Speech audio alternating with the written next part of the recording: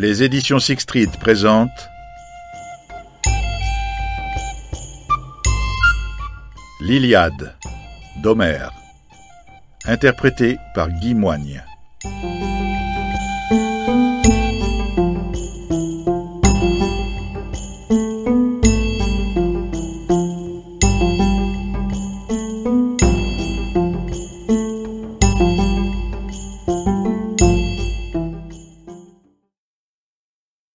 Chante, déesse, la colère d'Achille, le fils de Pélée. Détestable colère, qui aux Achéens valut des souffrances sans nombre, et jeta en pâture à Hadès tant d'âmes fières de héros, tandis que de ces héros même, elle faisait la proie des chiens et de tous les oiseaux du ciel, pour l'achèvement du dessein de Zeus. Part du jour où une querelle tout d'abord divisa le fils d'Atrée, protecteur de son peuple, et le divin Achille. Qui des dieux les mit donc aux prises en telle querelle et bataille? Le fils de Léto et de Zeus, c'est lui qui, courroucé contre le roi, fit par toute l'armée grandir un mal cruel dont les hommes allaient mourant. Cela parce que le fils d'Atrée avait fait affront à Chryses, son prêtre. Chryses était venu aux fines nefs des Achéens pour racheter sa fille, porteur d'une immense rançon et tenant en main sur son bâton d'or les bandelettes de l'archer Apollon. Et il suppliait tous les Achéens, mais surtout les deux fils d'Atrée, bons rangeurs de guerriers.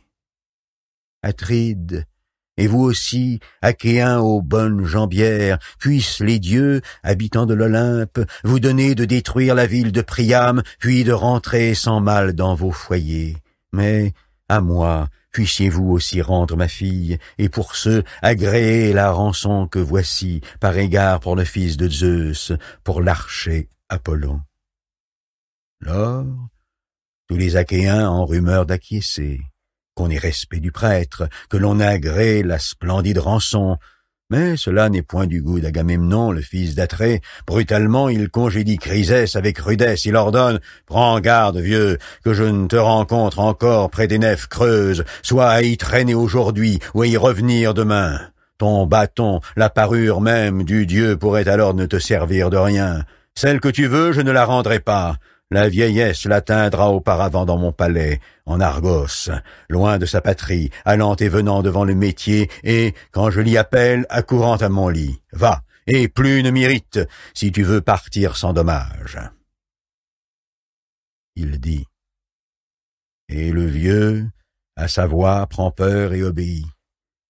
Il s'en va, en silence, le long de la grève où bruit la mer, et, quand il est seul, instamment le vieillard implore sire Apollon, fils de Léto aux beaux cheveux. Entends-moi, Dieu à l'arc d'argent qui protège Chryzé et Scylla la divine, et sur Ténédos règne souverain. Ô Sminthée, si jamais j'ai élevé pour toi un temple qui t'est plu, si jamais j'ai pour toi brûlé de gras cuisseaux de taureaux et de chèvres, accomplis mon désir, fasse tes traits payer mes pleurs aux Danaens. Il dit. Phébos Apollon entend sa prière, et il descend des cimes de l'Olympe, le cœur en courroux, ayant à l'épaule, avec l'arc, le carquois aux deux bouts bien clos. Et les flèches sonnent sur l'épaule du dieu courroucé au moment où il s'ébranle et s'en va, pareil à la nuit. Il vient se poster à l'écart des nefs, puis lâche son trait. Un son terrible jaillit de l'arc d'argent. Il s'en prend aux mulets d'abord, ainsi qu'aux chiens rapides, après quoi c'est sur les hommes qu'il tire et décoche sa flèche aiguë, et les bûchers funèbres sans relâche brûlent par centaines. 9 jours durant, les traits du dieu s'envolent ainsi à travers l'armée. Le 10e jour, Achille appelle les gens à l'assemblée. La déesse, aux bras blancs, aérés, vient de lui mettre au cœur cette pensée. Elle a souci des Danaens à les voir mourir de la sorte. Lors donc que tous sont là, formés en assemblée, Achille, aux pieds rapides, se lève et leur dit « Fils d'Atrée, J'imagine que nous allons bientôt rejeter loin du but, retourner sur nos pas.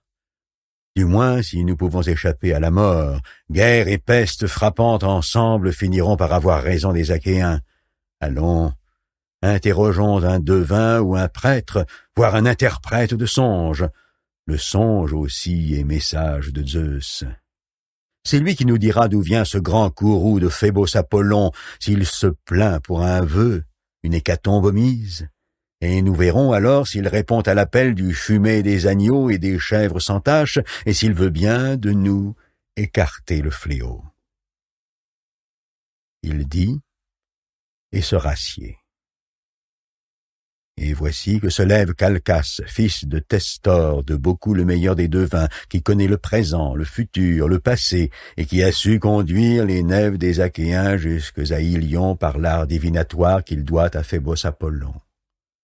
Sagement, il prend la parole et dit « Achille, cher à Zeus, tu veux qu'ici j'explique le courroux d'Apollon, le seigneur archer? Eh bien, je parlerai.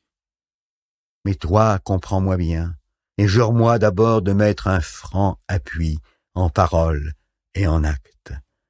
Je vais, j'imagine, hériter quelqu'un dont la puissance est grande parmi les Argiens à qui obéissent tous les Achéens.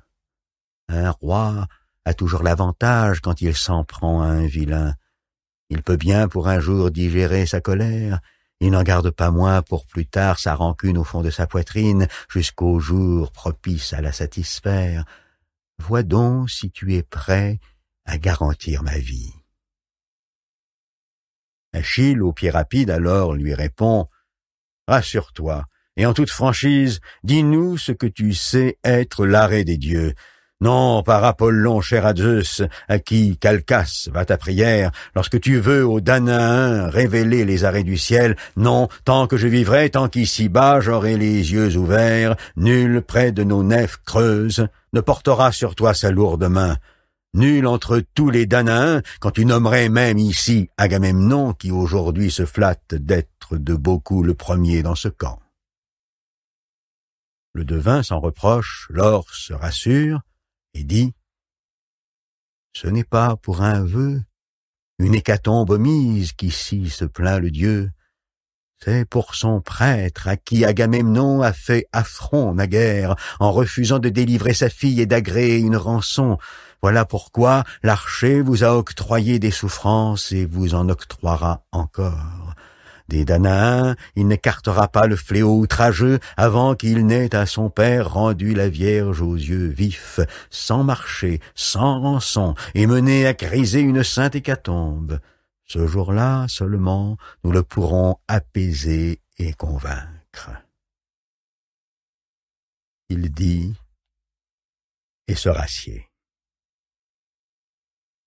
Et voici que se lève le héros, fils d'Atrée, le puissant prince Agamemnon. Il est des plus chagrins. Terriblement ses entrailles se gonflent d'une noire fureur.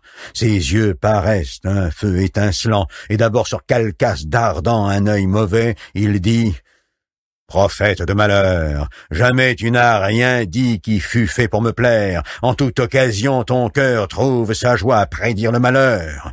Mais de bonheur, jamais tu n'en annonces, jamais tu n'en amènes, et tu viens encore aujourd'hui déclarer au nom des dieux à la face des Danaens que si l'archer leur cause des souffrances, c'est parce que j'ai, moi, refusé d'agréer la splendide rançon de cette fille, Chryséis.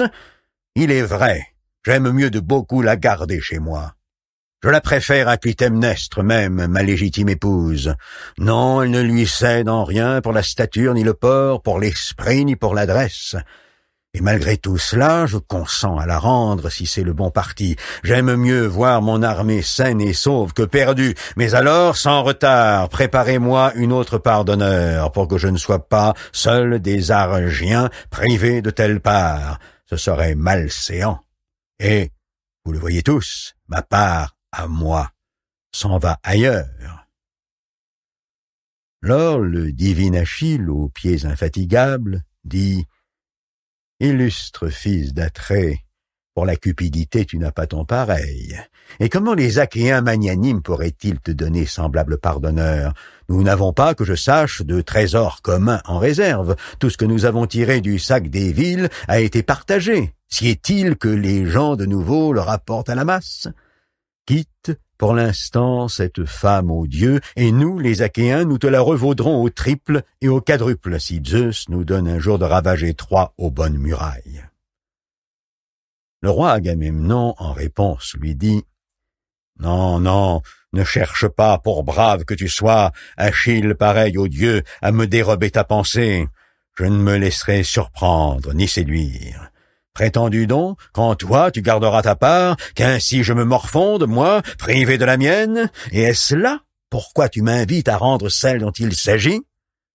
Si les Achéens magnanimes me donnent une part d'honneur en rapport avec mes désirs et égale à ce que je perds, soit. Mais s'ils me la refusent, c'est moi qui irai alors prendre la tienne, ou celle d'Ajax, ou celle d'Ulysse, la prendre et l'emmener. Et l'on verra la fureur de celui chez qui j'irai.